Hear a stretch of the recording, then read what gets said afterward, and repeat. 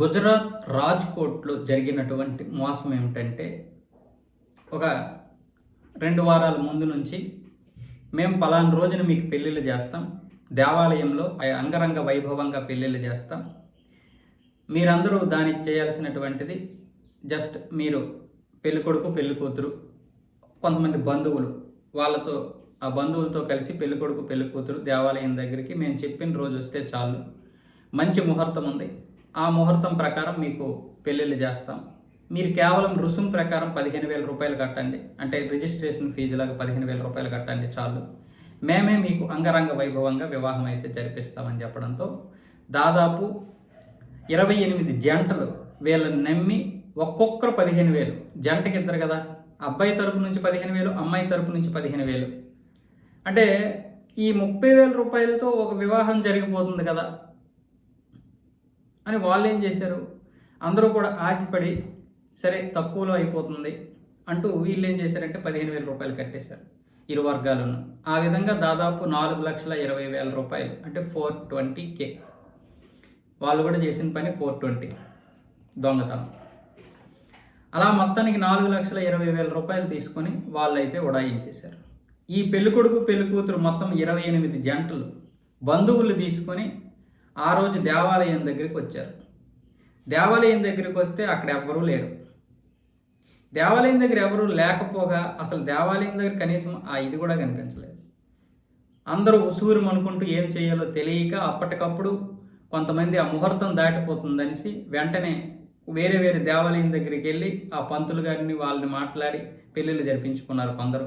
కొందరేమొచ్చేసి ఇంటి దగ్గరికి వెళ్ళిపోయారు. కొంతమంది పెళ్ళిళ్ళు చేసుకోకుండా తర్వాత మంచి ముహూర్తం చూసుకొని చేసుకుందామని ఒక 2 జంటలు మాత్రమే, మిగతా వాళ్ళందరూ కూడా అలా వెళ్ళిపోయారు.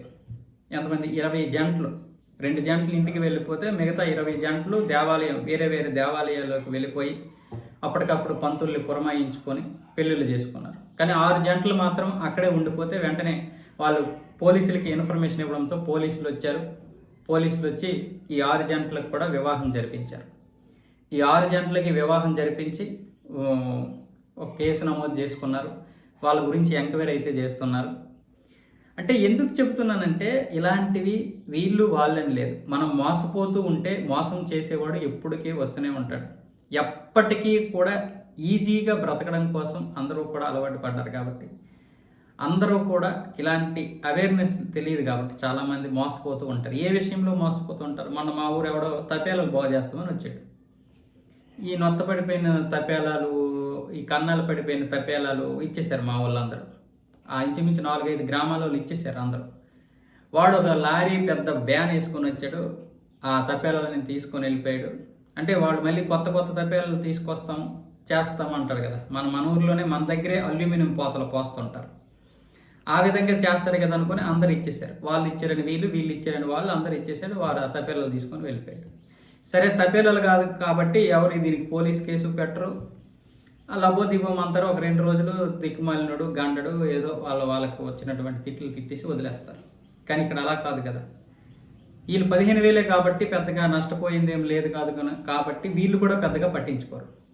కానీ వాడికి కొన్ని కోట్లు, ఈ సొమ్ము ఎక్కడికి వెళ్తుంది అన్నది మనకు తెలియదు. ఈ దేశంలో వాడు బ్రతకడానికే వాడుతున్నాడా, లేదా ఏ ఉగ్రవాదానికి వాడుతున్నాడా, లేకపోతే మళ్ళీ మన మీదే మనల్ని చంపడానికే వాడుతున్నాడా, ఎవరికి తెలియదు. దీని వెనక ఎవడున్నాడో మనకు తెలియదు. కాబట్టి హిందూ సమాజం లేదా భారతీయ సమాజం చాలా అంటే చాలా అప్రమత్తంగా ఉండాలి. మనకి ఈరోజు ఎంతోమంది ఈ ఐఏఎస్ యాప్లు అంటూ, సోషల్ ట్రేడ్లు అంటూ, ఇలాంటి యాప్లు తీసుకొచ్చి, చైన్ సిస్టమ్ తీసుకొచ్చి మీరు జాయిన్ చేయండి మీకు ఎంత ఇస్తాం, మీరు మరొక ఇద్దరిని జాయిన్ చేస్తే ఎంత ఇస్తామంటూ మన డబ్బు మనకే ఇస్తూ ఉంటారనమాట. దీనికి గుజరాత్, మహారాష్ట్ర, ఆంధ్రప్రదేశ్, తెలంగాణ, కేరళ అనేం లేదు. ఎక్కడైతే మోసపోవడానికి ప్రజలు సిద్ధంగా ఉంటారో ఆ ప్రతి చోట కూడా ఇలాంటి వాళ్ళు ఉంటారు. కాబట్టి మీరు ప్రశ్నించండి. ఎంతోమంది ఎన్నో రకాలుగా మనం మోసపోతూనే ఉన్నాం, బాగుపడింది లేదు, మోసపోతూనే ఉన్నాం. తక్కువ డబ్బులే కదా, పోతే పోయింది అనే పరిస్థితుల్లో కూడా మనం ఉన్నాం. ఈ ఐఏఎస్ యాప్లు, సోషల్ ట్రేడ్లు ఎంతో డబ్బులు తినేసాయి తక్కువ డబ్బులు చెప్పి. కానీ వాడికి అవి కొన్ని 100 కోట్లు, ఆ 100 కోట్లు వాడు తింటే పర్లేదు, వాడు ఏం చేస్తున్నాడు? వాడు ఏ ఉగ్రవాద కార్యకలాపాలకు ఉపయోగిస్తే మళ్ళీ మనకే కదా ప్రమాదం. అందుకంటున్నాను నేను.